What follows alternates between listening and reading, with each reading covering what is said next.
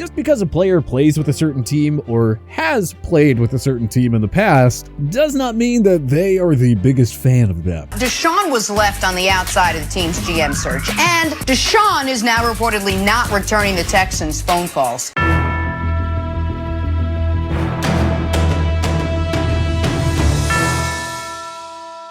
One of the most tired narratives in sports is that at the end of the day, wait for it, it's a business. And just like any business, fallouts between the workforce and management, the coaches, front office people, owners, whoever, happen quite often. So today, we're taking a look at 10 NFL players who absolutely hated their team's management. It only seems fitting to start with the maybe soon-to-be former quarterback of the Green Bay Packers, Aaron Rodgers. Much like his predecessor, Brett Favre, Aaron Rodgers has been a fixture in Green Bay for over a decade at this point. But also like his predecessor, it seems like things have really started to turn sour for the signal caller's relationship with the team, particularly the front office, as the two sides have been playing a furious game of chicken, with Rodgers appearing to want out of town while the team is determined to keep him in Wisconsin, at least for the remainder of his contract. It is unclear exactly where things went wrong between the two parties, particularly because it seemed like they had already effectively given the QB a vote of confidence by choosing to keep him and not Mike McCarthy, the team's longtime head coach who Rodgers was also butting heads with after years of working together.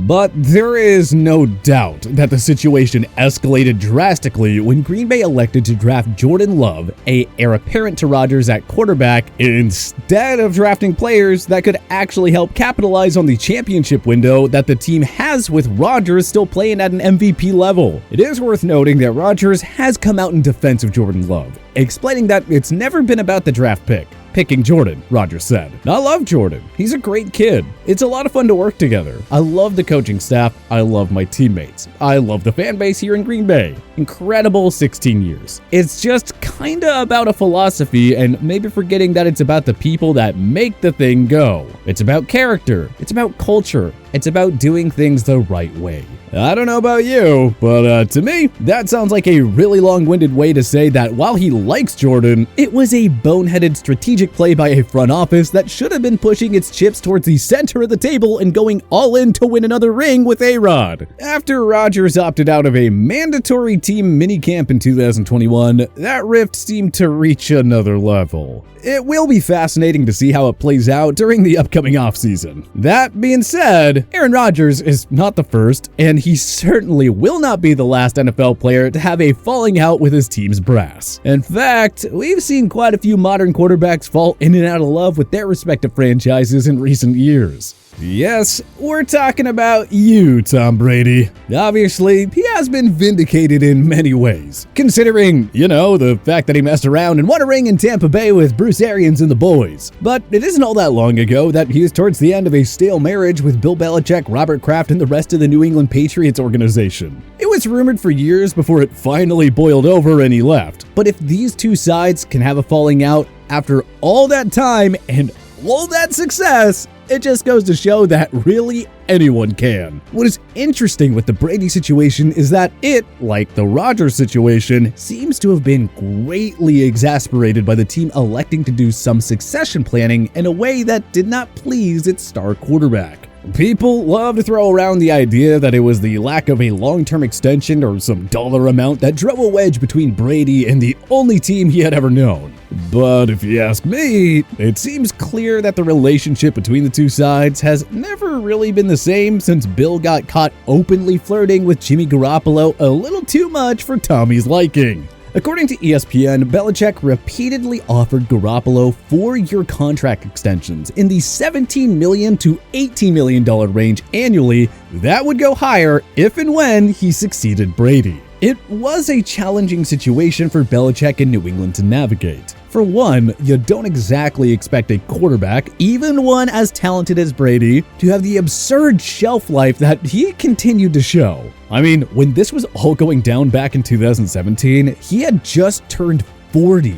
And we all saw what happened to Peyton Manning in Denver. The wheels can just sort of fall off at any moment. Obviously, that has not been the case with Brady, as he somehow continues to defy time, space and all sorts of logic. But still, you have to sort of think that he might have earned the benefit of the doubt after nearly 20 years of service in Foxborough. Or at least the right to go out on his own terms without the team openly planning for a future without him. This is kind of where Belichick's militant, surgical type of approach towards running an NFL franchise finally caught up with him. Sometimes you just have to show some respect to the human element of sports, even if it doesn't make a ton of sense in the short term. At least the two sides don't seem to have fallen out to the point where they won't be able to celebrate the amazing accomplishments they shared together once Brady is done having his fun down in the Florida sun. He will still go into the Hall of Fame as a Patriot, and he will still likely be a presence around the franchise in some function once his playing days are over, which is more than you can say for the other quarterbacks that have held other NFL franchises over the barrel after realizing how much they hated their teams. Like Deshaun Watson.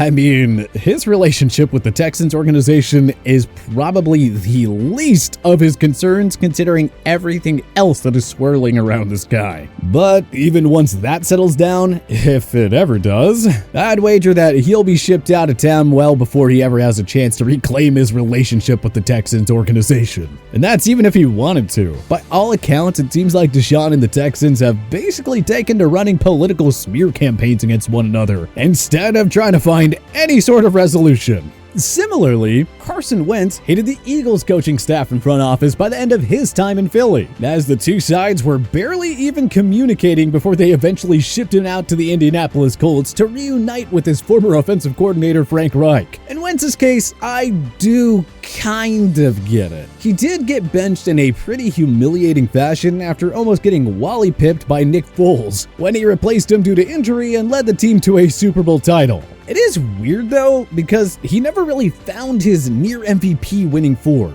And a lot of the tension between the two sides stemmed from the fact that Wentz really just was not performing well on the field. And when you invest as much as Philadelphia did in acquiring Carson Wentz, there is a limit to just how patient they're gonna be. At least Wentz, Watson, and Brady all played for the teams that they oh so publicly loathed. Eli Manning never even played for the then San Diego Chargers, who drafted him first overall in 2004. Instead, he and his camp publicly humiliated the franchise, effectively telling the world that playing for that team was beneath him. Would you be happy if the Chargers end up picking him on Saturday? No.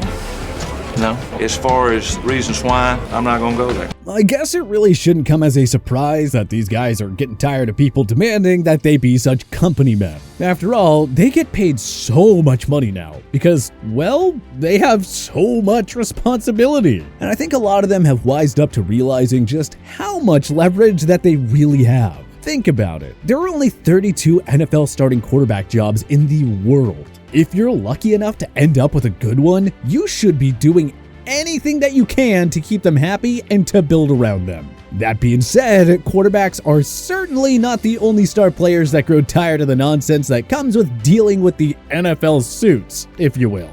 Back in the day, Bo Jackson pulled a very similar stunt with the Tampa Bay Buccaneers as what Eli Manning did with the Chargers. Only because the team never got around to dealing him, he went rogue and decided to play Major League Baseball instead, which is pretty absurd in and of itself. To be honest though, Bo might have had the best case out of any of these guys to have hated the team's ownership. The Buccaneers intentionally sabotaged Jackson's college baseball career by tricking him into committing an NCAA violation, effectively forcing him to go pro in the year that they held the first overall pick. A strategy that clearly backfired as he was so ticked off that he never ended up playing a snap for Tampa Bay once he did make it back to the NFL. Which, I mean, hey, good for him. You can't let people get away with that level of extremely shady business. Speaking of people who don't really conduct themselves in the best way, Antonio Brown is a perfect example of a player who hated his team's owners, coaches, suits, you name it. He has had run-ins with absolutely all of them, and in multiple locations. He fell out with the Rooneys in Pittsburgh, where he had the bulk of his NFL success. Then he forced his way out of the Bills locker room before the trade even became official, and out of the Raiders before he even suited up for a regular season game.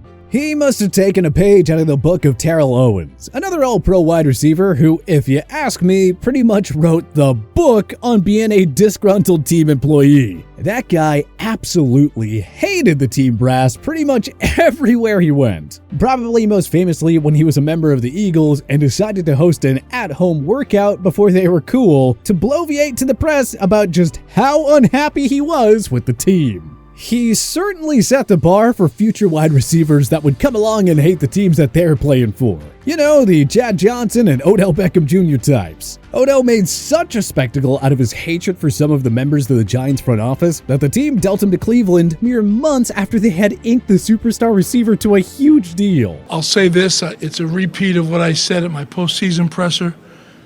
We didn't sign Odell to trade him.